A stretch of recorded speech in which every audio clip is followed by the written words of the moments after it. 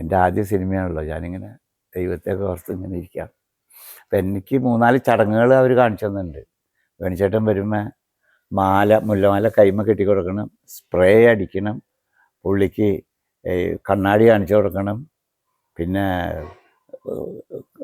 ഇത് വെറ്റിലയും ഇതും എടുത്തു കൊടുക്കണം, ഞാൻ കോളാമ്പി എടുക്കണം, കുട നിർത്തണം, പുള്ളീനെ അങ്ങോട്ട് കൊണ്ടുപോകണം. ഇത്രയും കാര്യങ്ങൾ ഞാൻ ചെയ്യണം. ഒക്കെ റെഡി. ക്യാമറ വെച്ചേക്കണു. വണ്ടി ഇവിടുന്ന് അങ്ങോട്ട് ഓടി. അന്ന് ഇന്നത്തെ പോലെയല്ല, അന്ന് ഫിലിമാ. ഏറ്റവും വലിയ എം ജി ശ്രീകുമാർ എന്ന് പറഞ്ഞ ആ പുള്ളിയാണ് ക്യാമറാമാൻ. ഒക്കെ ആർട്ട് ഫിലിമിൻ്റെ മെയിൻ ആൾ. വണ്ടി രാറ്റോസുമ്പോൾ ഇങ്ങനെയോട് വന്നിങ്ങനെ ചവിട്ടികൾ നിർത്തണം. ഞാൻ ചാടി ഇറങ്ങണു, ഡോറ് തുറക്കണു. അപ്പോൾ ഗ്ലാസ് ഇട്ട് ഒരു ചില്ലിൻ്റെ എഴുതുന്ന പുള്ളി ഇങ്ങനെ വന്നു. ഞാൻ കൈമ ഇത് കെട്ടി കൊടുക്കുന്നു. എല്ലാം പക്ക എല്ലാം കട്ടു പറഞ്ഞു.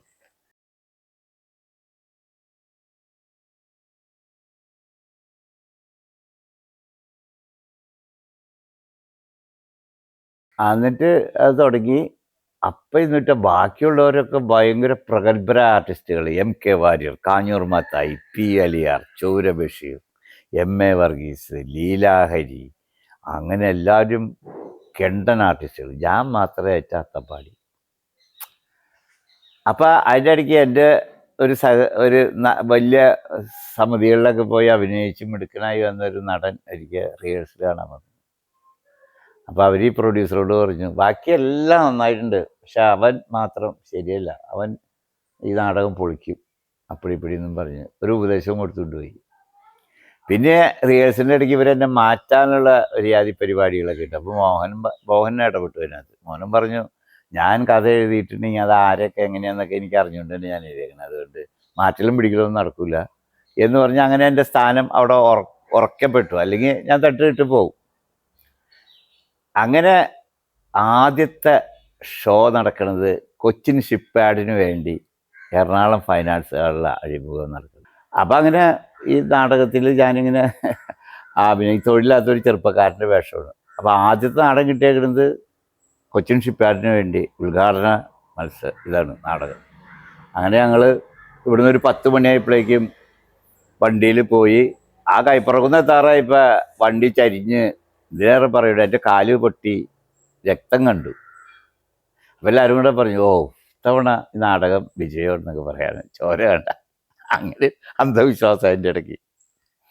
അങ്ങനെ പോയി അവിടെ ഫൈനാൻസ് ഹാളിൽ കർട്ടനൊക്കെ കെട്ടി എല്ലാവരും ഇങ്ങനെ റെഡിയായിട്ട് നിൽക്കുകയാണ്. എനിക്കില്ലല്ലോ, അവൻ പറഞ്ഞ മറ്റേ നടൻ വന്ന് പറഞ്ഞതിൻ്റെ ഒരു ആദിയും, പിന്നെ ഞാൻ ആദ്യമായിട്ടാണ് ഇത്രയും വലിയ പ്രഗത്ഭന്മാരോടുകൂടി അഭിനയിക്കണം എന്നൊക്കെ ഉള്ള ഓരോ വിചാരങ്ങൾ, കാര്യങ്ങൾ. എൻ്റെ പ്രഷർ ഇങ്ങനെ കയറിക്കൊണ്ടിരിക്കുകയാണ് നാടകം എടുക്കും തോറും. പിന്നെ എനിക്ക് ദൈവാനുഗ്രഹം കൊണ്ട് ഞാൻ സ്റ്റേജിലേക്ക് വരുമ്പോൾ ആദ്യം മ്യൂസിക്കിൽ എൻ്റർ ചെയ്യണേ, അത് കഴിഞ്ഞ ഡയലോഗ് പറയണം. അത് ഒരു ദൈവാനുഗ്രഹം എനിക്ക് കിട്ടി. അപ്പോൾ ഞാനങ്ങനെ എനിക്കെൻ്റെ ചങ്ക ഇങ്ങനെ ഇടിക്കുന്നത് എനിക്ക് നേരിട്ട് കാണാം, കാരണം അത്രയും പ്രഷറാണ് താങ്ങണേ. അപ്പോൾ നാടകം തുടങ്ങിയ ഒരു 5 മിനിറ്റിനുള്ളിൽ ഞാൻ കയറും. ഒരു പാട്ടും ഇതൊക്കെ കഴിഞ്ഞ് കഴിഞ്ഞാൽ ഉടനെ ഞാൻ കയറും. അത് ഞാനൊരു റഫ് ക്യാരക്ടറാണ്.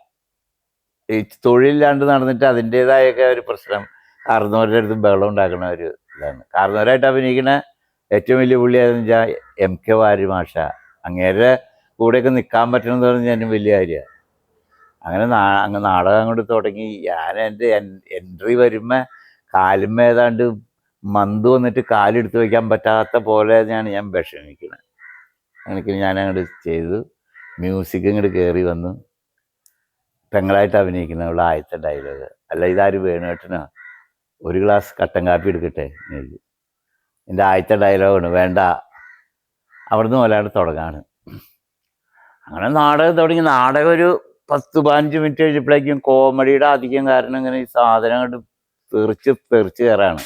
അപ്പം ഈ ബാബു പോൾ സാറ് വന്നപ്പോൾ പറഞ്ഞൊരു കാര്യമുണ്ട്, എനിക്ക് ഭയങ്കര തിരക്കാണ്, അതുകൊണ്ട് ഞാൻ എൻ്റെ അയൽവക്കത്തുള്ള ഒരു സമിതി ആയതുകൊണ്ട് ഞാൻ വന്നേക്കണതാണ്, അതുകൊണ്ട് നാടകം കാണാൻ ഞാൻ ഇരിക്കൂല എന്നൊക്കെ പുള്ളി ആദ്യമേ പറഞ്ഞു. ഞാൻ ഇടയ്ക്ക് പോകും, നിങ്ങളൊന്നും വിചാരിക്കുന്നൊക്കെ പറഞ്ഞു. അത് കുഴപ്പമില്ല സാറേ എന്നൊക്കെ ഇവരൊക്കെ മോനൊക്കെ പറഞ്ഞു.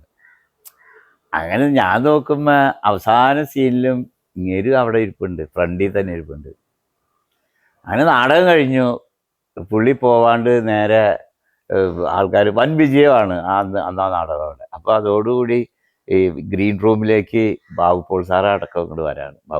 സാറ് ഇങ്ങനെ വന്നിട്ട് ഓരോരുത്തരോടും ഇങ്ങനെയൊക്കെ പറഞ്ഞു. അപ്പം ഞാനിങ്ങനെ എലി പതുങ്ങണമാരെ പതുങ്ങി ഒരു സൈഡിൽ മാറി നിൽക്കാണ്. എന്തായിരിക്കും റിസൾട്ട് എന്ന് എനിക്കറിയാൻ പാടില്ല അതിൻ്റേത്. ഞാനിങ്ങനെ പതുങ്ങി മാറി നിൽക്കാണ് ഇവരുടെ കൂടെ. ഇവരൊക്കെ തഞ്ചം വന്ന ആൾക്കാരാണ്. വാര് മാഷ്, അലിയാർക്ക, മത്തായി ചേട്ടൻ, ബഷീർ എന്നൊക്കെ പറഞ്ഞ ഒരുപാട് നാടകം എനിക്ക് പരിചയമുള്ളവരാണ്. അപ്പോൾ അവർക്ക് അതങ്ങനത്തെ ഇൻ്റർവ്യൂ അവർ ചോദിക്കണതിനൊക്കെ ഫേസ് ചെയ്യാൻ പറ്റും. എനിക്കൊന്നും അറിയാൻ പാടില്ല. ഞാൻ അതിന് അവസാനമായപ്പോഴേക്കും ബാബു പോൾ സാർ നമ്മുടെ പയ്യൻ എവിടെയാണെന്ന് ചോദിക്കുകയാണ്. അതോടെ മോഹൻ എന്നോട് ജെയിംസ് വിളിച്ചു. അപ്പോഴത്തേക്കും ഞാൻ പതുക്കെ അട്ടൻ്റെ ഉള്ളിൽ നിന്ന് വെളിച്ചത്തിലേക്ക് ഇങ്ങനെ പുള്ളിയുടെ അടുത്തേക്ക്. പുള്ളി തന്നെ ഇങ്ങനെ ഈ കൈ ഇങ്ങനെ തോർത്തിട്ട് ഇങ്ങനെ അടുക്കി ഇങ്ങനെ പിടിക്കാറ്. എൻ്റെ ആദ്യത്തെ അവാർഡതാ. ഇങ്ങനെ ഒരു ആശ്ലേഷിക്കണ പോലെ പുള്ളി ഇങ്ങനെ എന്നെ ചേർത്ത് നിർത്താണ്. അസലായിട്ടുണ്ടോ അറിയണം. പിന്നെ ആ നാടകം അങ്ങോട്ട് ഇരിക്കാണ്. ഒരു പട്ടി കുറുക്കം വിളിക്കണതാ. ഡിസംബർ ആയപ്പോഴേക്കും പ്രൊഡ്യൂസർമാരുടെ ഇത് വെന്ത് തുടങ്ങി. എന്നാൽ അന്ന് ലക്ഷങ്ങൾ മുടക്കാണ്. 1 ലക്ഷം രൂപ വേണ്ടി സുഖമായിട്ട് നാടകം ഇറക്കാവുന്ന സ്ഥലത്താണ് ഇവർ 3, 4, 5 ലക്ഷം രൂപ അന്നത്തെ കാലത്ത് മുടക്കിയത്. ഇവരങ്ങോട്ട് പേടിച്ചിരിക്കുകയാണ്. നാടകം ഒരടി മുന്നോട്ട് പോകണില്ല, ബുക്കിങ്ങും ഇല്ല, പ്രയാസം എല്ലാവർക്കും.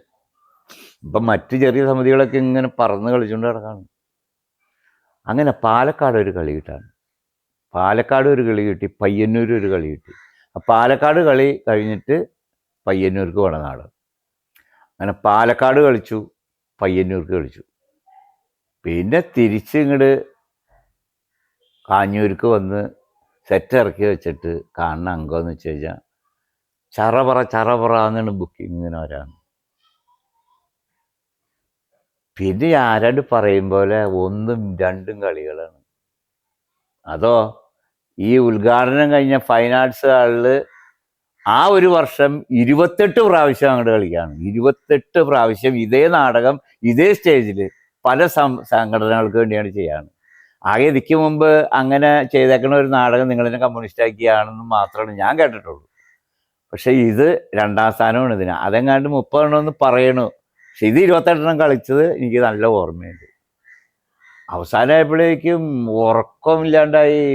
ആരാണ്ട് പറയും പോലെ ഇത് പെരുന്നാളുകൾ മാറ്റിവെക്കുക ഈ നാടകത്തിന് വേണ്ടി, ഈ നാടകത്തിന് ഡേറ്റ് കിട്ടാൻ വേണ്ടി പെരുന്നാളുകൾ മാറ്റിവെക്കുക, ഇങ്ങനെയുള്ള അംഗങ്ങളായി ആ നാടകം. അതോടുകൂടി നാടകരംഗത്ത് ഞാനും സ്റ്റാറായി. അപ്പം ഞാൻ വേറെ ഒന്നും ആരെ ഈ ഡയറക്ഷനൊന്നും ഞാൻ സ്വീകരിച്ചില്ല. ഞാൻ ഈ ശ്രീമുലാരൻ മോഹൻ എന്ന് പറഞ്ഞ അങ്ങേരാണ് എൻ്റെ ഇതിനകത്തുള്ള ഗോഡ് ഫാദർ. അപ്പം അങ്ങേര് കാണിക്കുന്ന ആ ഒരു ഒരു മാനറിസം, അന്ന് ഈ കടിച്ചു വലിച്ച് പറയണ ഡയലോഗുകൾ പറയണ ആ സമയത്ത് ഞാൻ വന്നിട്ട് പൊടി തന്നെ പൊടി, അല്ല മംഗളം വാങ്ങാത്തില്ലിട്ട് വായിക്കുകയാണ് പൊടി, അങ്ങനത്തെ ഡയലോഗുകൾ പറഞ്ഞപ്പോൾ ജനത്തിനെന്തോ അതൊരു പുതുമയാവുകയും അതൊരു പ്രത്യേക മറ്റ് നാടകത്തിൽ എപ്പോഴും ഇങ്ങനെ അച്ഛാ ഞാൻ വന്നു, അമ്മേ എന്ത് പറയുന്നു എന്നൊക്കെ ചോദിക്കണതിന് പകരം പോടാ നിന്റെ പണിയോക്കടാ എന്നൊക്കെ അങ്ങനെ കേട്ടപ്പോൾ ആളുകൾക്ക് എന്തോ ഇതൊരു പുതിയ അനുഭവമായി. അതുകൊണ്ടാണ് എനിക്ക് അതിനകത്ത് അത്രയും ഇത് കിട്ടാൻ കാരണം. പിന്നെ നാടകം അന്യായ കളി 2 കൊല്ലം, 2ാമത്തെ കൊല്ലവും ഈ നാടകം തന്നെ കളിക്കുകയാണ്. ആ സമയത്ത് വേറൊരു നാടകം കൂടി എടുത്തു, അവതാരം എന്ന് പറഞ്ഞിട്ട്. പക്ഷേ ഇതിനാണ് ബുക്കിങ്ങുള്ളൂ. അപ്പോഴത്തേക്കും ദാരുണമായൊരു സംഭവം ഉണ്ടായത്. അതിൽ പ്രൊഡ്യൂസർമാരോ ഒരാളായ വേലാവു മരിക്കുകയാണ്. അതോടുകൂടി ആ സമിതിയുടെ പോക്ക് വലിയ കഷ്ടത്തിലായി. അപ്പോഴാണ് ഞാൻ നാടക മുതലാളിയായിട്ട് രംഗപ്രവേശനം. പുതിയൊരു ബാനറുണ്ടാക്കി, കാർഡേ തിയേറ്റേഴ്സ് എന്ന് പേരിട്ടു. പരശുരാമൻ്റെ എംബ്ലമൊക്കെ വെച്ചിട്ട് ഇങ്ങനെ സുഖമായിട്ട് അതിൻ്റെ കാര്യം. അതിന് റിഹേഴ്സൽ ആരംഭിക്കുന്ന അംഗീകാരം എന്ന് പറഞ്ഞ ആദ്യത്തെ നാടകം. ആർട്ടിസ്റ്റുകളെന്ന് പറഞ്ഞാൽ അന്ന് കിട്ടാവുന്നതിൽ ഏറ്റവും കൂടുതൽ പൈസയും കൊടുത്ത് ഏറ്റവും കൂടുതൽ ഇത് ചെയ്യണ KPSC Beatrice, MK Warrier, P. Eliyar, Kanjoor Mathai, Maradu ജോസ്പേട്ടൻ, കണക്കശ്ശേരി, അങ്ങനെ വൻ താരനിരയാണ്. അപ്പോഴും ബിസിനസ് എന്നുള്ള ബോധം എനിക്കില്ല എന്നുള്ളത് ഞാൻ തുറന്ന് സമ്മതിക്കുകയാണ്. ബിസിനസ്സാണ് ഇതൊക്കെ. ബിസിനസ്സിൽ നമുക്ക് രക്ഷയില്ല.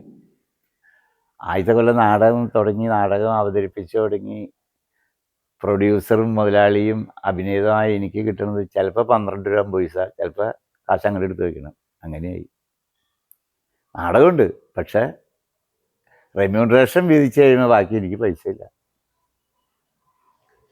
വീണ്ടും കടത്തിലേക്ക് നീങ്ങാനുള്ള ഒരു പരിപാടിയാണ് കടം. അപ്പോൾ ഞാൻ എന്ത് വെച്ചാൽ അടുത്ത കൊല്ലം അംഗീകാരം അല്ലാണ്ട് അഴിമുഖം പുള്ളിയുടെ നിന്ന് മേടിച്ച് അതും കളിക്കാൻ തുടങ്ങി. അഷ്ടബന്ധം എന്ന് പറഞ്ഞ് പണ്ട് യവനിക കളിച്ച നാടകമുണ്ട്, അതും മേടിച്ചു, അതും കളിക്കാൻ തുടങ്ങി. അങ്ങനെ 2 കൊല്ലം അങ്ങനെ പോയി, 2-3 കൊല്ലം. അപ്പോഴും സാമ്പത്തികമായിട്ട് കയറാൻ പറ്റണില്ല, കാരണം ആർട്ടിസ്റ്റ് വാല്യൂ ഭയങ്കരം. അങ്ങനെ കട്ടയമ്പടമൊക്കെ മടക്കാം, കാരണം പൈസ ഇല്ല, വീട്ടിൽ ചോദിച്ചാൽ തരയില്ല. അപ്പോൾ അത് വേറെ നിവൃത്തിയില്ല. അപ്പോൾ എന്നോട് പലരും പറയാറുണ്ട്, കള്ളു കുടിക്കണവൻ കള്ളു ഷാപ്പ് നടത്താറില്ല. അത് നമ്മുടെ പാർക്കാട് വേഴ്സിൻ്റെ ഉടമസ്ഥൻ അപ്പുറം എൻ്റെ പ്രായമുള്ളവൻ, അവനാ പറഞ്ഞത്, നിനക്ക് നാടകത്തിൽ അഭിനയിക്കാൻ പോകണമെങ്കിൽ നീ ഏതെങ്കിലും സമിതിയിൽ പോയി അഭിനയിക്കുക, അല്ലാതെ കള്ളു കുടിക്കണമെന്നുണ്ടെങ്കിൽ കള്ളു ഷാപ്പ് കൂടെ കാണുന്നുള്ളൂ ആരെങ്കിലും. എനിക്ക് ഇത്ര ബുദ്ധിയില്ലാണ്ടായത്. അപ്പോൾ അവൻ്റെ ഇന്ന് 10-20,000 രൂപ മേടിച്ചിട്ടുണ്ട്. നമുക്ക് വാശിയാണല്ലോ, നമ്മൾ ഭയങ്കര അറിവും വിവരമുള്ളവനാണല്ലോ. അപ്പോൾ അതുകൊണ്ട് സമിതി. അങ്ങനെ എന്തിനേറെ പറയണു, കടവും കടത്തിൻ്റെ കൂടായിട്ട് ഇങ്ങനെ നിൽക്കാൻ. ആ ഇടയ്ക്ക് വിജയൻ ചേട്ടനുമായിട്ട് നല്ല കണക്ഷനായി, ശ്രീമുല്ലാരും വിജയനായിട്ട്. വിജയൻ ചേട്ടൻ മരിക്കുന്നതിന് തൊട്ട് മുമ്പാണ് ഞാൻ പറഞ്ഞു, വിജയൻ ചേട്ടൻ നമുക്കൊരു കാര്യം ചെയ്യാം, ഞാൻ എവിടെയെങ്കിലും ഇതിൽ കടം മേടിച്ച് പൈസ ഉണ്ടാക്കി സമിതിയോട്, ചേട്ടൻ സംവിധാനം, പൊന്നൻ കഥ എഴുതിട്ടെ. അത് പുള്ളി അംഗീകരിച്ചു. പുള്ളി സമ്മതമൊന്നുമല്ല പുള്ളിക്ക്, എന്നാലും ഇത് പ്രൊഡ്യൂസ് ചെയ്യാനല്ല, പൊന്നനെ കൊണ്ട് കഥ എഴുതിക്കാനൊന്നും പുള്ളിക്ക് കിട്ടുമല്ല. പുള്ളിക്ക് തന്നെ രചന സംവിധാനം ചെയ്തു. പുള്ളി അങ്ങനത്തെ ഒരു വാശിക്കാരനാണ്. പക്ഷെ എന്നോട് ഭയങ്കര ഇഷ്ടമാണ്, മോനെ പോലെയായിരുന്നു എന്നെ കൊണ്ടുവരുന്നത്. അവസാനം പുള്ളി മരിച്ചു കഴിഞ്ഞപ്പോൾ ആകെ പ്രശ്നമായി, ഷോക്കായി, എന്നൊന്നും ചെയ്യാൻ പറ്റില്ലല്ലോ. അങ്ങനെ നിൽക്കുമ്പോൾ ഒരു ദിവസം പൊന്നൻ ഇവിടെ വന്നിട്ട് പറഞ്ഞു, ചേട്ടാ ഈ ആലുവയിലൊരു സമിതി കളരി എന്ന് പറഞ്ഞാൽ അവർ കളിച്ചൊരു നാടകമുണ്ട്, അത് ചോദിക്കുന്നുണ്ട്, അത് കൊടുക്കട്ടെ എനിക്ക്. കൊടുക്കട ഒരു 10-25,000 രൂപ കൊടുത്തോളാം. അങ്ങനെ വർത്താനമൊക്കെ പറഞ്ഞിരിക്കാമല്ലോ എന്ന് ചോദിച്ചു. ചേട്ടൻ എന്തെങ്കിലും നിവൃത്തിയുണ്ടോ, നമുക്ക് ചെറിയ തോതിലെങ്കിലും അത് ചെയ്യാമെന്ന് ചോദിച്ചു. അപ്പം ഞാൻ നോക്കി കഴിഞ്ഞപ്പോൾ പൈസ ഇല്ല, എന്നാലും എങ്ങനെയോ എന്തൊക്കെയോ എൻ്റെ ഉള്ളിൽ തോന്നാണ്, പൊന്നൻ ആ വേഷം കളിക്കുകയും ഇതൊക്കെ ചെയ്താൽ ചിലപ്പോൾ ഒരു പക്ഷേ വിജയിച്ചെങ്കിലോ എന്ന് ഓർത്ത് ഞാൻ പറഞ്ഞു, ഒന്നങ്ങനെ നോക്കടാന്ന് പറയാണ്. അങ്ങനെ പൈസ ഒന്നുമില്ല കയ്യിൽ. അപ്പോൾ മൂത്ത മോള് ജ്യോതി കിടന്നുറങ്ങുമ്പോൾ അവക്കടെ വള വരണം ഓടിക്കും, എൻ്റെ അതുകൊണ്ട് വിൽക്കാം. എന്നിട്ട് ഞാൻ പറയും, എനിക്കറിയാം അവൾ സ്കൂളിൽ കളഞ്ഞായിരിക്കും എന്ന് പറയും. അങ്ങനെയൊക്കെ വട്ടച്ചെലവിന് കാശൊക്കെ ഉണ്ടാക്കി. എന്തിനേറെ പറയണു, കളരി നാടകം കൊച്ചു പിള്ളേരൊക്കെ വെച്ച്, അന്ന് ആ പിള്ളേർക്ക് റെമ്യൂണറേഷൻ 75 രൂപ 60 രൂപ കൊടുത്താൽ മതി. നാടകമാണെങ്കിൽ നല്ല തോതിൽ വിൽക്കുകയും ചെയ്യാം. അപ്പോൾ ഈ കളരി നാടകം നടത്താൻ സാമ്പത്തികമില്ല. അപ്പോൾ എന്ത് ചെയ്യും, ആൾക്കാരൊക്കെ കൊച്ചു പിള്ളേരൊക്കെ സംഘടിപ്പിച്ച് വെച്ചിട്ടുണ്ട്. അങ്ങനെ ഞാൻ എന്ത് ചെയ്യുമെന്ന് വെച്ച് കഴിഞ്ഞാൽ, കാലത്ത് തന്നെ വെള്ളം അടുപ്പത്തിട്ടോളാൻ പറയും, കാലടിക്ക് വരും, പരിചയക്കാരുടെ പോക്കറ്റിൽ നിന്ന് എടുക്കും, അത് 10-15 എത്ര കിട്ടണമെന്ന് എടുക്കും. പരിചയക്കാരായതുകൊണ്ട് അവരൊന്നും പറയൂല. അങ്ങനെ അരിയോ ചെറിയ കറിക്കുള്ള സാധനങ്ങളൊക്കെ മേടിച്ച്, അന്ന് ഞാൻ ഇപ്പോഴും ഓർക്കേണ്ട ഒരു ചെറിയ അച്ഛനെ ഓർക്കുന്നുണ്ട്, വെട്ടുണ്ടായിരുന്നു അവന്, ഈ പശുവിനെ വെട്ട്. അപ്പം അവൻ്റെ കയ്യിൽ നിന്ന് കുറേ എല്ലും കുറേ ഇറച്ചിയും കുറേ കപ്പയും ഒക്കെ ആയിട്ടാണ് പോകും. അതൊക്കെ വെച്ച് അങ്ങനെ ഈ അതിനകത്ത് പ്രധാനപ്പെട്ട ഒരു വേഷമുണ്ട്, നമ്പ്യാർ മാസ്റ്റർ വേഷം. അത് ചെയ്യാനായിട്ട് എന്നോട് ആദ്യം മത്തായിച്ചേട്ടൻ വരാമെന്ന് പറഞ്ഞു. മത്തായിച്ചേട്ടൻ വേറെ സമിതി ഇട്ടിപ്പോൾ പുള്ളി പോയി. പിന്നെ ഓമനക്കുട്ടൻ എന്ന് പറഞ്ഞ ഒരുത്തൻ വരാമെന്ന് പറഞ്ഞു, അവനും വന്നില്ല. ഇതിൻ്റെ ദിവസങ്ങളെടുക്കുമ്പോൾ ആ കഥാപാത്രം അഭിനയിക്കാനില്ല. അവസാനം അന്നൊക്കെ ഞാൻ ഇതുപോലെയല്ല, കൊലുന്നിട്ടാണ് ഞാൻ കയറി റിഹേഴ്സലിൽ നിൽക്കുക, അഭിനയിക്കുക, റിഹേഴ്സൽ നടത്താണ്. അങ്ങനെ ഫസ്റ്റ് നാടകം അങ്കമാലി CSIയിൽ ആളുകളുടെ സമക്ഷം കളിക്കാൻ വേണ്ടി ഒരു പ്രിവ്യൂ ഷോ ഒക്കെ ഉണ്ടാക്കി ഞങ്ങൾ അഭിനയിക്കുകയാണ്. അന്ന് പഴയ കളരി കണ്ടവരൊക്കെ ഇങ്ങനെ മൂക്കത്ത് വരും, അവർ കളിയാക്കണോ എന്താ ചെയ്യേണ്ടതെന്ന് അവർക്ക് തന്നെ പിടിയില്ല, അത്ര ബോറായിട്ടാണ് അഭിനയിക്കുന്നത്. പുതിയ പിള്ളേരുമല്ലേ. അങ്ങനെ അത് പോയി. അതോടുകൂടി മനസ്സ് മടുത്തു. അപ്പോഴത്തേക്കും POCയുടെ അഖില കേരള നാടക മത്സരത്തിന് ഈ സാധനം അയച്ചിട്ടുണ്ടായി. അതിന് സെലക്ഷൻ കിട്ടി, വരാൻ പറഞ്ഞു. ഞങ്ങൾക്ക് ലാസ്റ്റ് ദിവസം വന്നേക്കണേ. അപ്പോൾ ഇവിടുന്ന് അപ്പൊ എന്താ സംഭവിച്ചതെന്ന് വെച്ചാൽ അന്ന് അതിനകത്ത് ഈ നാടകം ഇല്ലാണ്ടിരിക്കുകയാണല്ലോ, ഒരു നാടകം ഇല്ലാണ്ടിരിക്കുകയാണ്. അപ്പൊ അതിനകത്ത് അഭിനയിച്ചുകൊണ്ടിരുന്ന ഒരു പെണ്ണ് അന്നത്തെ ദിവസം വന്നിട്ടില്ല, വരൂല എന്ന് പറഞ്ഞേക്കാം. വേറെ എവിടെ നിന്ന് പറഞ്ഞതിനും തപ്പിക്കൊണ്ടുവന്ന് റിഹേഴ്സൽ കാലത്തിട്ട് ഉച്ചയ്ക്ക് 2 മണിക്ക് വണ്ടി പോയി 4 മണിയായപ്പോൾ അവിടെ ചെല്ലാണ്. അച്ഛനാണെങ്കിൽ പുലി നിന്ന് ചീറാണ്. നിങ്ങൾക്ക് ഉത്തരവാദിത്തം ഉണ്ടോ? കേസ് കൊടുക്കും ഞങ്ങൾ, ആനയാണ് കൂനയാണ്. ഇവിടെയൊക്കെ തലേ ദിവസം വന്ന ആൾക്കാർ ഇത് കെട്ടി മൈക്ക് ടെസ്റ്റ് ചെയ്ത് അത്ര അന്തസ്സായിട്ട് നടക്കുന്ന ഒരു മത്സരമാണ്. തനിക്കൊക്കെ ബോധമുണ്ടോ എന്നൊക്കെ എന്നോടൊക്കെ അച്ഛൻ. കേൾക്കാന്നല്ലാണ്ട് വേറെ വഴിയൊന്നുമില്ല, ഇവിടെ പെണ്ണില്ല എന്നുള്ളതും പിന്നെ റിഹേഴ്സൽ കൊടുത്തെന്നൊക്കെ അച്ഛനോട് പറയാൻ പറ്റും. ഞാൻ പറഞ്ഞു അച്ഛൻ ഇപ്പം ശരിയാക്കി തരാം. അച്ഛൻ ഞാൻ 5:45 ബെല്ല് കൊടുക്കും, ഇപ്പം മണി 4:10. അവനുള്ളിൽ നിങ്ങൾ ശരിയാക്കിയില്ലേ ഒക്കെ ഇതിന് ഞാൻ വെള്ളം കുടിപ്പിക്കും, ഞാൻ ശരിയാക്കി തരാമെന്നൊക്കെ പറഞ്ഞ് പുള്ളി ചാടി തുള്ളി പോയി. ഞാൻ പിള്ളേരോടൊക്കെ പറഞ്ഞു മക്കളെ വാടാ എന്ന് പറഞ്ഞാൽ എല്ലാത്തിനെയും വിളിച്ച് 5:25 ഞാൻ സാധനം വിട്ടു. ആദ്യത്തെ പാട്ട് ഒരു ജാതി ഒരു മതം ഒരു ദൈവം, ആ പാട്ടാണ് ശരിക്കും ആദ്യം ഉടനെ. അത് ടെസ്റ്റ് മ്യൂസിക്കാണ്, ടെസ്റ്റ് ചെയ്തു. ഒച്ച വന്ന് നോക്കുമ്പോൾ വണ്ടിയിൽ വന്നവരൊന്നുമല്ല. ഈ പൊന്നനൊക്കെ ഈ താടിയൊക്കെ പിടിപ്പിച്ച് ഇതൊക്കെ കെട്ടി, പൊന്നനാകെ ഇങ്ങനെ ഇരിക്കണേ, ഇതൊക്കെ വെച്ച് ഇങ്ങനെയൊക്കെ 1-1.5 ആളുണ്ട്. അങ്ങനെ ഓരോരുത്തരും, ഞാനാണെങ്കിൽ 4 അണ്ടർവെയർ 3 ബനിയൻ ഒക്കെ ഇട്ട് ഇങ്ങനെ ഇതായിട്ട് നിൽക്കാണ്. അപ്പം അച്ഛൻ ഇവർ വേറെ വണ്ടിയിലാണ് വന്നതല്ലേ അച്ഛന് മനസ്സിലായില്ല. ഞാൻ പറഞ്ഞു ആർട്ടിസ്റ്റുകളൊക്കെ വേറെ വണ്ടിയിലാണ്. കട്ടൻ കാപ്പി കട്ടൻ ചായ എല്ലാം കിട്ടുമോ? കട്ടൻ ചായ ആളെ തുടങ്ങും. അപ്പോൾ എന്ന് വെച്ച് കഴിഞ്ഞാൽ അകത്ത് അവിടെ ഇരിക്കുന്നവർക്ക് ഇങ്ങോട്ട് എൻട്രൻസ് ഇല്ല, ഇവിടുന്ന് ആർക്കും അങ്ങോട്ടും എൻട്രൻസ് ഇല്ല. അങ്ങനത്തെ ഒരു സംവിധാനമാണ് POC. തന്നെയല്ല, POCയിൽ ഭയങ്കര സ്ട്രിക്റ്റ് ആയിട്ടുള്ള നിയമമാണ്. നല്ല തർക്കമില്ലാത്ത കോമഡി കേട്ടാലും ചിരിക്കാൻ പാടില്ല. അവിടെ ഭൂരിഭാഗം വന്നേക്കുന്നത് അധ്യാപകരും അതിനോടനുബന്ധിച്ചുള്ള ആളുകളും അങ്ങനെയുള്ളവരോട് നാടകം കാണാൻ വന്നത്. നാടകം അങ്ങോട്ട് തുടങ്ങി ഒരു 10 മിനിറ്റ് കഴിഞ്ഞപ്പോഴേക്ക് ആൾക്കാർക്ക് പൊറുതിയില്ല. കാരണം വെച്ച് കഴിഞ്ഞാൽ അത് വിദ്യാഭ്യാസ രംഗവുമായി ബന്ധപ്പെട്ട നാടകമാണ് കളരി. അവിടുത്തെ അധ്യാപകരുടെ ഉദ്യോഗസ്ഥന്മാരുടെയൊക്കെ ഒരു സംഭവങ്ങളായതുകൊണ്ട് ഇവർക്ക് ഇരിക്കാൻ പറ്റണില്ല. 15 മിനിറ്റ് കഴിഞ്ഞപ്പോഴേക്കും തുടങ്ങി ചിരിക്കലും ഇതും എല്ലാ നിയമങ്ങളെയും കാറ്റിപ്പുറത്തേക്കൊണ്ട് ഈ നാടകം അങ്ങോട്ട് വെച്ച് പെരുക്കാണ്. പേരിക്കെന്ന് പറഞ്ഞാൽ ഇൻ്റർവെല്ലിന് അച്ഛനിട്ട് വന്നു. അവർ പറഞ്ഞു ക്ഷമിക്കണം, ഞാൻ ഇച്ചിരി അവിവേകമായിട്ട് പറഞ്ഞിട്ടുണ്ട്, അത് നമുക്കറിയാൻ വേണ്ടായില്ല. അതുകൊണ്ട് നിങ്ങൾക്ക് എന്താ വേണ്ടത്? കട്ടൻ ചായ അല്ലേ കൊണ്ടുതരാം. അത് കഴിഞ്ഞപ്പോഴേക്കും നാടകം അവിടെ കഴിഞ്ഞിട്ട് പിന്നെ കാണുന്ന അംഗമെന്ന് വെച്ച് കഴിഞ്ഞാൽ ഒരെണ്ണം 3 പേര് ജഡ്ജസും കൂടി ഉണ്ടെന്ന് ആലോചിക്കണം കേട്ടോ. അത് UC കോളേജിൽ ഒരു പ്രൊഫസർ ഉണ്ടായ ഒരു പരമേശ്വരൻ സാറങ്ങണ്ട്, അങ്ങനെ 3 പേരാ. അതിന് പിറ്റേ ദിവസം ഇതിൻ്റെ വിജയികളെ തീരുമാനിച്ചുള്ള പ്രഖ്യാപനമാണ്. ഞങ്ങൾ ചങ്കിടിപ്പോടെ ചെന്നിട്ടുണ്ട്. തെറ്റിയിട്ടുണ്ട് ഞങ്ങൾക്കറിയാം, കാരണം എനിക്ക് കൃത്യമായിട്ട് അറിയാം. കാരണം ഞാൻ സ്റ്റേജിൽ നിന്ന് കണവണാന്നൊക്കെ പറഞ്ഞിട്ടുണ്ട്. കണവണാന്ന് പറഞ്ഞാൽ ആദ്യം പറഞ്ഞത് ഒരു ടീച്ചറോട് പറഞ്ഞു ഇന്നും നാളെ അവധിയാണല്ലോ. അപ്പോൾ ഇപ്പോൾ ക്ലാസ് നടന്നുകൊണ്ടിരിക്കുമ്പോഴാണ് ഇന്നും നാളെ അവധിയാണല്ലോ എന്ന് പറയുന്നത്. ഒന്നത്. 2, ഈ പൊന്നം കൊണ്ടുവന്നിട്ട് മാഷേ പാലില്ല കട്ടൻ കാപ്പിയാണ് കേട്ടോ എന്ന് പറഞ്ഞ് തന്നെ ഞാൻ പൊക്കി ഒഴിക്കും. സ്റ്റീൽ ഗ്ലാസ്സാ പൊക്കി ഒഴിച്ച് കഴിയുമ്പോൾ അത് വെള്ളമായിരുന്നു. അങ്ങനെ തെറ്റുപറ്റിയത് നമുക്കറിയാം. പിറ്റേ ദിവസം ചെന്നു നാളെ അനൗൺസ്മെൻറ്റ് തുടങ്ങി. ഇങ്ങനെ ഇപ്പോൾ താഴെ നിന്നുള്ളവരുള്ളൂ. ഏറ്റവും നല്ല നാടകം കളരി, ഏറ്റവും നല്ല നടൻ കളരി വെച്ച് പറയാം. അങ്ങനെ നാടകത്തിനും നല്ല നടനുമുള്ള അവാർഡ് കിട്ടി. എനിക്കല്ല, നാടകത്തിന് വിജയിച്ചേനും നല്ല നടൻ പൊന്നൻ. അപ്പോൾ എന്നിട്ട് ആ പുള്ളി മൈക്കിയുടെ ആ സാറ് വിളിച്ചു പറഞ്ഞു ഈ പൊന്നൻ ആ ചെയ്ത കഥാപാത്രവും മാഷായിട്ട് ചെയ്ത കഥാപാത്രവും തമ്മിൽ 1 മാർക്കിൻ്റെ വ്യത്യാസത്തിലാണ് നിന്നായിരുന്നു. പക്ഷെ അത് പോയത് എങ്ങനെയാണെന്ന് വെച്ച് കഴിഞ്ഞാൽ 2 അബദ്ധങ്ങൾ ആ പുള്ളി സ്റ്റേജിൽ നിന്ന് ആ മാഷായിട്ട് അഭിനയിച്ച ആൾ ചെയ്തു. മൈക്കിയുടെ ഇങ്ങനെ വിളിച്ചു പറഞ്ഞുകൊണ്ടിരിക്കുകയാണ് ചെയ്തു. 1 ഇതുപോലെ ഇന്നും നാളെ അവധിയാണല്ലോ എന്ന് ക്ലാസ് നടക്കുമ്പോൾ പറയുന്നത്. 2 ഇങ്ങനെ വെള്ളം കട്ടൻ കാപ്പിയിൽ നിന്ന് പൊക്കി ഒഴിച്ചത്. അപ്പോൾ ആ 2 മാർക്കും മൈനസ് ചെയ്തപ്പോൾ ആ നാടകത്തിലെ തന്നെ അബ്ദുൾ റഹ്മാൻ 1ാം സ്ഥാനം കിട്ടി. ശരിക്കും കിട്ടേണ്ടതാ മറ്റേ പുള്ളിക്കായിരുന്നു എന്നൊക്കെ പറഞ്ഞ് പുള്ളി ഇങ്ങനെ ഒക്കെ പറഞ്ഞു. അപ്പം എനിക്കൊരു ചെറിയ കുബുദ്ധി എന്ന് പറയാൻ പറ്റില്ല, ബിസിനസ്സിൻ്റെ ഒരു ഇത് തോന്നി, തരക്കേടില്ല, ഇത് വെച്ചിട്ടൊരു പബ്ലിസിറ്റി വെച്ച് കാച്ചി കൊടുക്കാം.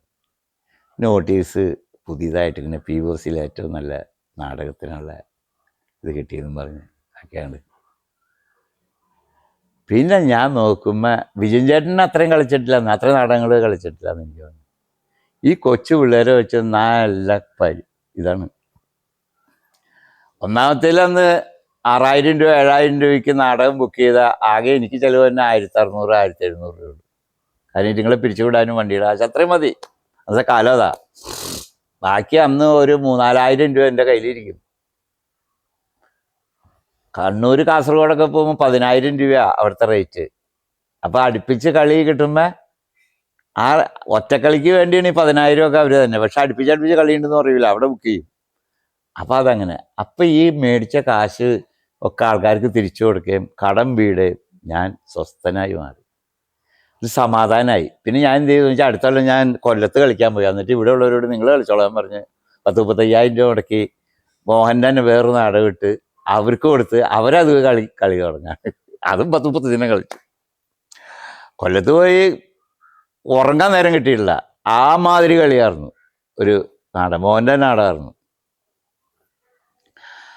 അത് കഴിഞ്ഞ് പിന്നെ കുറച്ച് സമിതികൾ ഈ ഫാസ് കണകുണെന്ന് വെച്ചാൽ അപ്പോഴത്തേക്കും ഒരു സിനിമയിലേക്ക് പിന്നെ എൻ്റെ ഒരു വരവ് എന്ന് വെച്ചാൽ ഈ കളരി നടന്നുകൊണ്ടിരിക്കുമ്പോൾ ബിജു വർക്കി എന്ന് പറഞ്ഞ സംവിധായകൻ, ഒരു പയ്യനാ, 24 വയസ്സുണ്ടായിരുന്നു. അന്ന് അവനൊരു സംവിധാനം ചെയ്തു കഴിഞ്ഞു, വാചാലം എന്ന് പറഞ്ഞൊരു പടം. അവൻ്റെ പുതിയ പടം ഇങ്ങനെ തുടങ്ങാൻ പാടുന്ന ഈ സംഭാഷണ മധ്യം ഞാനിങ്ങനെ കേൾക്കാണ്. എന്നെ ബിജു വർക്കിക്ക് ഒരു പരിചയമില്ല. അതും വിജയൻ ചേട്ടൻ്റെ മോനായതുകൊണ്ട് പൊന്നനെ മാത്രമേ പരിചയമുള്ളൂ. അപ്പം ഞാൻ ഇങ്ങനെ പോണ വഴിക്ക് വെറുതെ ഒരു ഒഴുക്കിന് ചോദിച്ചു, പുതിയ സിനിമയിൽ എനിക്കുള്ള ചാൻസ് എങ്ങാനും ഉണ്ടാവാനേ എനിക്കാണ്. ആ ചേട്ടനൊരു സീൻ തരാം, പക്ഷെ ഇവിടെ അല്ല, അത് കാരക്കുടി എന്ന് പറഞ്ഞ തമിഴ്നാട്ടിലാ, അവിടെ വന്ന് തരാമെന്ന് പറയാണ്. ആ ഞാൻ വരാൻ വിളിച്ചാന്ന് പറയാണ്. എന്ന് പോയി. അപ്പം ഏതാണ്ട് ഇദ്ദേഹം വന്നത് മെയ് മാസത്തിലെങ്ങാണ്ട. അപ്പം നാടകത്തിൻ്റെ സീസൺ തീരാറാവണുള്ളൂ നാടകം. അങ്ങനെ പോയൊരു സുപ്രഭാതത്തിൽ ഞാനത് വിട്ടു. കാരണം വെച്ച് കഴിഞ്ഞാൽ സിനിമക്കാർ അപ്രാപ്യമുണ്ട്. എന്നെ സംബന്ധിച്ചുള്ളത് ആ സമയത്ത് അധികം സാമ്പത്തികവും ഇല്ല, ഈ പറഞ്ഞ പോലെ നമുക്ക് നോക്കി സിനിമയിലൊരു ഗോഡ് ഫാദർ ഇല്ല. അപ്പം അതുകൊണ്ട് തന്നെ ഇതൊന്നും സംഭവിക്കാൻ പോണ കാര്യങ്ങളല്ല, നമുക്ക് ആഗ്രഹിക്കാമെന്ന് മാത്രമേ ഉള്ളൂ, സംഭവിക്കാൻ ഒരിക്കലും പോണില്ല എന്ന് വിചാരം ഉള്ളിലുണ്ട്. എന്നാൽ ഇതിനോടുള്ള ഒരു അടങ്ങാത്ത ഒരു ഇതിനകത്ത് കയറി ഒന്ന് കാണിക്കാൻ എന്തെങ്കിലും വഴിയുണ്ടോ എന്ന് അതിനെപ്പറ്റി ആലോചിക്കുന്നുണ്ട്. അങ്ങനെ എന്ത് പറ്റുമെന്ന് വെച്ച് കഴിഞ്ഞാൽ ഇങ്ങനെ ഇപ്പോൾ ഒരു ജൂലൈ മാസത്തിൽ ഒരുത്തൻ കാർമാൻ രാജു എന്ന് പറഞ്ഞ ഒരുത്തൻ വിളിക്കുകയാണ്. ചേട്ടനോട് ഇങ്ങനെ ബിജു വർക്കിയുടെ സിനിമയിൽ ഒരു വേഷം പറഞ്ഞിട്ടില്ല, ഒരു സീൻ്റെ പറഞ്ഞ് വരണ്ടോന്ന് ചോദിക്കുകയാണ് എന്നോട്. ഞാൻ പറഞ്ഞു പോവാ പറഞ്ഞിട്ടുണ്ട്. എന്നാൽ നാളത്തെ കഴിഞ്ഞ് സിനിമ തുടങ്ങും, വരാണെങ്കിൽ വരാൻ പറയാണെന്ന് പറയാണ്. എൻ്റെ സമയത്തിൻ്റെ എന്തോന്ന് അറിയാം, എനിക്ക് തോന്നാണ് പോവാൻ തോന്നാണ്. ഞാനും കാർമാൻ രാജുവും കൂടെ കയറി കാരക്കുടി എന്ന് പറഞ്ഞ സ്ഥലത്ത്. കാരക്കുടി എവിടെയാ? തൃശ്ശിനാപ്പള്ളിയിൽ നിന്ന് 5 മണിക്കൂർ യാത്ര ചെയ്യണം ബസ്സിൽ, എന്നാലേ തമിഴ്നാട്ടിൽ കാരക്കുടിയിലെത്തുള്ളൂ. അങ്ങനെ ഞങ്ങൾ വെസ്റ്റ് കോസ്റ്റ് എന്ന് പറഞ്ഞിട്ടൊരു എക്സ്പ്രസ് ഉണ്ടെന്ന്, അത് തൃശ്ശിനാപ്പള്ളി വരെ ഉള്ളൂ. അതിനകത്ത് കയറി അവിടെ ചെന്നു കാരക്കുടി ചെന്നു. ഉച്ചയായപ്പോൾ കാരക്കുടി ചെന്നു. ഞങ്ങൾ ഭക്ഷണം കഴിച്ചു. വൈകുന്നേരം ആവുമല്ലോ ഷൂട്ടിങ്ങുകാരൊക്കെ വരാൻ. അപ്പോൾ ഷൂട്ടിങ് കഴിഞ്ഞ് വന്നവരെ നോക്കി അവിടെ നിന്ന് അവർ വന്നു. ഉദയം എന്ന് പറഞ്ഞൊരു ഹോട്ടലിലാണ് അവർ താമസം. അപ്പോഴത്തേക്കും ബിജു വർക്കിയൊക്കെ വന്നു. ചേട്ടൻ വന്നു. ഒരു കാര്യം, ചേട്ടൻ ഇവിടെ ഭയങ്കര തിരക്കാ, ലോഡ്ജുകളിലൊക്കെ ഫുള്ളാണ്, നിങ്ങൾ തന്നെ ഒരു റൂം കണ്ടുപിടിച്ച് താമസിക്കുക. കാരണം വെച്ചാൽ അന്ന് മരുതനായകം എന്ന് പറഞ്ഞിട്ട് ഇന്നും പണി തീരാത്ത ഒരു സിനിമയുണ്ട് കമലഹാസൻ്റെ. അയാൾക്ക് അന്ന് ത്രട്ട് ഉള്ള സമയം, അയാൾ ബ്ലാക്ക് ആറ്റ്സിനെയൊക്കെ കൊണ്ടാണെന്ന് അഭിനയിച്ച സമയം അത്. അപ്പം അങ്ങേരുണ്ട്, അങ്ങേർക്ക് ആകെ ഇതിനകത്ത് പരിചയമുള്ള നെടുമുടി വേണു. അപ്പം നെടുമുടി വേണുണ്ടെന്ന് പറഞ്ഞിട്ട് ഇയാൾ കാണാൻ വരാണ്. അപ്പോൾ ആദ്യം ബ്ലാക്ക് ആറ്റ്സ് വന്നു, പിന്നെ വണ്ടി വന്നു, അതിൽ നിന്ന് 5-6 ബ്ലാക്ക് ആറ്റ്സ് ഇറങ്ങണു, ഇയാൾ വന്നു. അങ്ങനെയൊക്കെ ഞാൻ അവിടെ നിന്നപ്പോൾ അയാളെ കണ്ടു. അല്ലാണ്ട് ഞാൻ കള്ളിയിൽ വെച്ച് കണ്ടിട്ടുണ്ട്. ഈ മലയാറ്റൂർ ഷൂട്ടിംഗ് ഉണ്ടായി, ഈറ്റാന്നോ അങ്ങനെ ഞങ്ങൾ അന്വേഷിച്ച് നടക്കണം. ഞാനും രാജു കാർമാനും കൂടെ അന്വേഷിച്ച് നടന്ന് അവസാനം വെൽക്കം ടൂറിസ്റ്റ് ഹോം 75 രൂപ ഡബിൾ റൂമിന് വാടക. ബാത്റൂമൊക്കെ പുറത്താണ്. അങ്ങനെ ഇതായിരുന്നു. അവിടെ കിടന്നു. ആദ്യത്തെ ദിവസമായി കാലത്ത് തന്നെ ഒരു പുണക്കായും പേരിലും വൈകുന്നേരം ഒരു വരുമ്പോൾ ഒന്ന് കാണും. രണ്ടാമത്തെ ദിവസമായി. അപ്പോൾ ചെല്ലും ചിലവൊക്കെ ഉണ്ടായിരുന്ന കാർമാൻ രാജൻ്റെ കയ്യിൽ 1 രൂപയില്ല. ഞാൻ തന്നെ 10,000 രൂപ ആയിരുന്നു കണ്ട് സംഘടിപ്പിച്ച് കൊണ്ടുപോയിട്ടുണ്ട്. മൂന്നാമത്തെ ദിവസമായി. അപ്പോഴത്തേക്കും കാർമാൻ രാജന് അവിടെ ആർട്ടിൽ ജോലി കിട്ടി. Art work. പിന്നെ പകലൊക്കെ ഞാൻ ഒറ്റയായി. ഭക്ഷണം കഴിക്കുക, റൂം റെൻ്റ് കൊടുക്കുക, വന്ന് കിടക്കുക. 5-ാം ദിവസമായപ്പോൾ ഞാൻ പറഞ്ഞേ ഞാൻ വിടാണ്. കാരണം എൻ്റെ കയ്യിൽ പൈസയും തീരാറായി. കാരണം ഈ കൊണ്ടുപോയ പൈസ മുഴുവൻ ചിലവായി കഴിഞ്ഞിട്ട് എന്ത് കാര്യത്തിന് അവിടെ നിന്ന് 10 പൈസ കിട്ടില്ല നമുക്കറിയാം. ചേട്ടാ ഒരു കാര്യം ചെയ്തു പറഞ്ഞാൽ അളവ് എടുപ്പിച്ചു തന്നെ കൊണ്ട്. അളവൊക്കെ എൻ്റെ ഡ്രസ്സിൻ്റെ അത് ഒരു പ്രത്യേക സൈസ് ദേവദാസി സമ്പ്രദായമുള്ള സിനിമ ആയതുകൊണ്ട് അത് അധികം ഹിറ്റായില്ല, ഓടിയില്ല. തന്നെയല്ല അത് ശരിക്കും മാർക്കറ്റ് ചെയ്യപ്പെട്ടത് മുഴുവൻ ഹിന്ദിയിലാണ്. കോടിക്കണക്കിന് രൂപ അവിടെ കിട്ടി. ഇവിടെ 10 പൈസ കിട്ടിയില്ല ഈ പ്രൊഡ്യൂസർ. ഇങ്ങനെ വട്ടക്കഴുത്തുള്ള ഇതും ഒരു ഒറ്റമുണ്ടും ഈ കാതിലേതാണ്ട് ഒരു കടുക്കം പോലത്തെ സാധനവും ഒക്കെ ഉള്ള ഒരു സാധനമാണ്. അപ്പം അങ്ങനെ എൻ്റെ ഊഴം വരാണ് സിനിമയുടെ. ഞാനിങ്ങനെ നോക്കിക്കാണും. അന്നത്തെ ഏറ്റവും വലിയ വണ്ടി ടാറ്റാ സുമയാണ്. ടാറ്റാ സുമയിൽ കയറണു.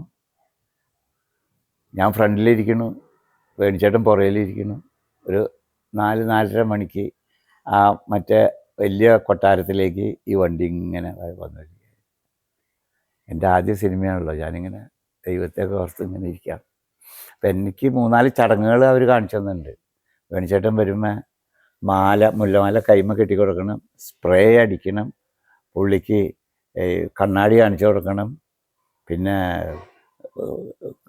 ഇത് വെറ്റിലയും ഇതും എടുത്തു കൊടുക്കണം, ഞാൻ കോളാമ്പി എടുക്കണം, കുട നിർത്തണം, പുള്ളീനെ അങ്ങോട്ട് കൊണ്ടുപോകണം. ഇത്രയും കാര്യങ്ങൾ ഞാൻ ചെയ്യണം. ഒക്കെ റെഡി. ക്യാമറ വെച്ചേക്കണു. വണ്ടി ഇവിടുന്ന് അങ്ങോട്ട് ഓടി. അന്ന് ഇന്നത്തെ പോലെയല്ല, അന്ന് ഫിലിമാ. ഏറ്റവും വലിയ എം ജി ശ്രീകുമാർ എന്ന് പറഞ്ഞാൽ ആ പുള്ളിയാണ് ക്യാമറാമാൻ. ഒക്കെ ആർട്ട് ഫിലിമിൻ്റെ മെയിൻ ആൾ. വണ്ടി ടാറ്റാ സുമ ഇങ്ങനെയോട് വന്നിങ്ങനെ ചവിട്ടികൾ നിർത്തണം. ഞാൻ ചാടി ഇറങ്ങണു, ഡോറ് തുറക്കണു. അപ്പോൾ ഗ്ലാസ് ഇട്ട് ഒരു ചില്ലിൻ്റെ ഉള്ളിൽ പുള്ളി ഇങ്ങനെ വന്നു. ഞാൻ കൈമ ഇത് കെട്ടിക്കൊടുക്കുന്നു. എല്ലാം പക്ക എല്ലാം കട്ട് പറഞ്ഞ് മേടിച്ചിട്ട് തിരിച്ചു നോക്കിയപ്പോൾ ഓടി വന്ന വണ്ടിയിൽ ഡ്രൈവറില്ല. പുള്ളി കുറേ പറഞ്ഞു. പുള്ളി അതിൻ്റെ ഒരു കമൻറ്റ് പറഞ്ഞു, ആദ്യമായിട്ട് അഭിനയിക്കുന്ന ആളാണ് ജെയിംസ്, അങ്ങേര് വരെ തെറ്റിച്ചില്ല. അത് നിങ്ങൾ ശ്രദ്ധിക്കേണ്ടത് സ്വിച്ചിട്ട് അവനാണോ അഭിനയം, നിങ്ങളെന്താ വിചാരിച്ചത്, ഇനി ഇതുപോലെ കിട്ടുന്ന വല്ല ഉറപ്പുണ്ടോ എന്നൊക്കെ ചോദിക്കാറ്. രണ്ടാമത് വീണ്ടും സെയിം സാധനം ഇങ്ങനെ വരാണ്. വന്ന് എല്ലാം ഒക്കെ ഞാനൊക്കെ ചെയ്തു. പുള്ളി നടന്നു, കുട പിടിച്ചിങ്ങനെ നിന്ന്. പുള്ളി തുപ്പാൻ നോക്കിയപ്പോൾ എൻ്റെ കയ്യിൽ കോളാമ്പി എടുക്കാൻ പറഞ്ഞു. എനിക്ക് ഭ്രാന്ത് കയറി. എന്ത് ചെയ്ത് എനിക്കറിയാൻ പാടില്ല. ഞാൻ ഈ 2 കൈ ഇങ്ങനെ കാണിച്ചു കൊടുക്കാണ്. പുള്ളി തന്നെ ഇങ്ങനെ നോക്കിയിട്ട് പുറത്തൊരു തുപ്പി പുള്ളി കയറിപ്പോയി. ഞാൻ ഈ കോളാമ്പി എടുക്കാൻ പറഞ്ഞ ധൃതിയിൽ അവിടെയൊക്കെ ഇടിച്ചൊളിച്ച് വീണ് ഈ കോളാമ്പി എടുത്തുകൊണ്ട് ഓടിപ്പോയി. ഫുള്ള് കഴിഞ്ഞപ്പോൾ കട്ട് ചെയ്തു. ഇപ്പോൾ ഒരൊറ്റ ചിരിയാണ് അവിടെ ഉള്ളവരൊക്കെ.